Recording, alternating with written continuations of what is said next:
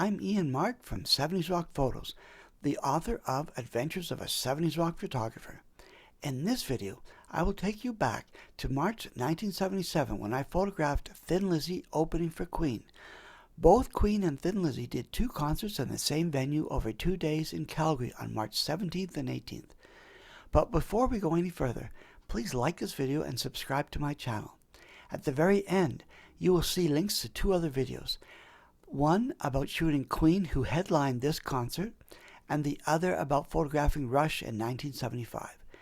Every concert starts with a great venue, so let's take a look at the Jubilee from the exterior, interior, and the backstage.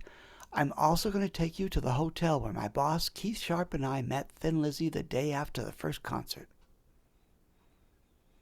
Both Thin Lizzy and Queen performed at the Southern Alberta Jubilee Auditorium.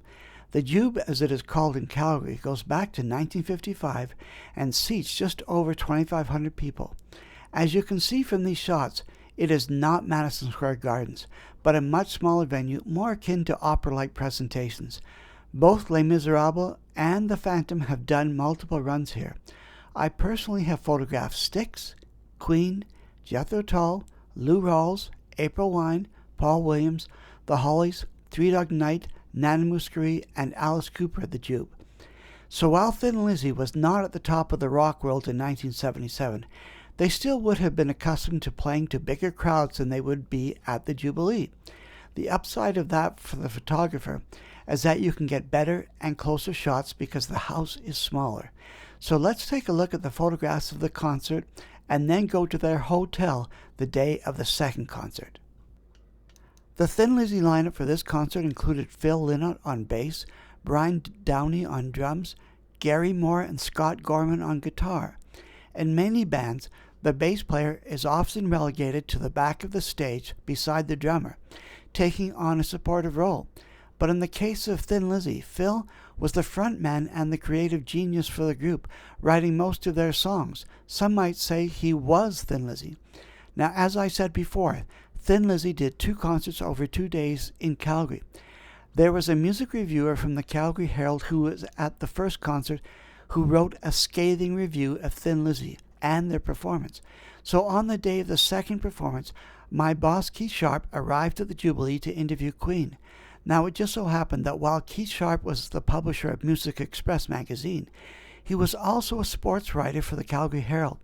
So when someone at the Jubilee introduced Keith to Phil as a writer from the Calgary Herald, Phil assumed that he was the one behind the bad review and proceeded to unleash his fury on Keith until he finally understood that Keith was not the one behind the review, and Phil calmed down. I guess hell hath no fury like a performer who has just been trashed by the press. My mother was an opera singer. We made a deal whereby I would go to an opera and she would attend a rock concert with me. I decided to take her to this concert so she could see Queen and Thin Lizzy. I caught her napping during Thin Lizzy as I was taking shots. How anyone could sleep during Thin Lizzy with the sound at 120 decibels or whatever it is as a rock concert, it's loud, I will never know. As I said at the beginning, Keith Sharp and I went to the Lord Nelson Hotel, now a Holiday Inn, in Calgary to meet the band. Typically, it was Keith Sharp asking the questions while I was taking photographs. In this case, the interview was around 11 o'clock in the morning. I was tired, having been attacked while shooting Queen the night before. On top of that, Keith told me to stay up all night to develop and print the shots of Queen because he had an interview set up with them at the Jubilee.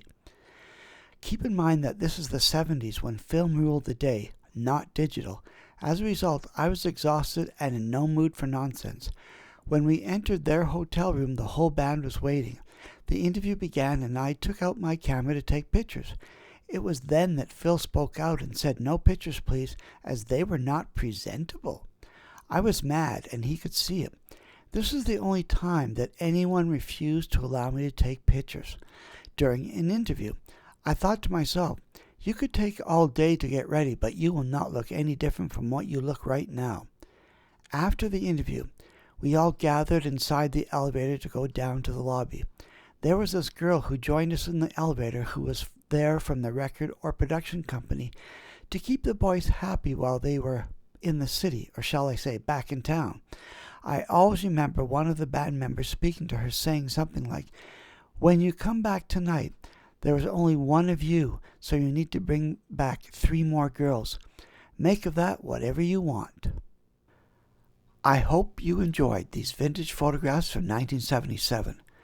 I would like to dedicate this video to Thin Lizzy frontman Phil Lynott, who died on January the 4th, 1986, Thin Lizzy guitarist Gary Moore, who died on February the 6th, 2011, and Queen frontman Freddie Mercury, who passed on November the 24th, 1991. Since Queen was the headliner for Thin Lizzy on this tour, I would like to end with a few shots of their set, after which you will see a link to 2 other videos about Queen and Rush. Thanks for watching.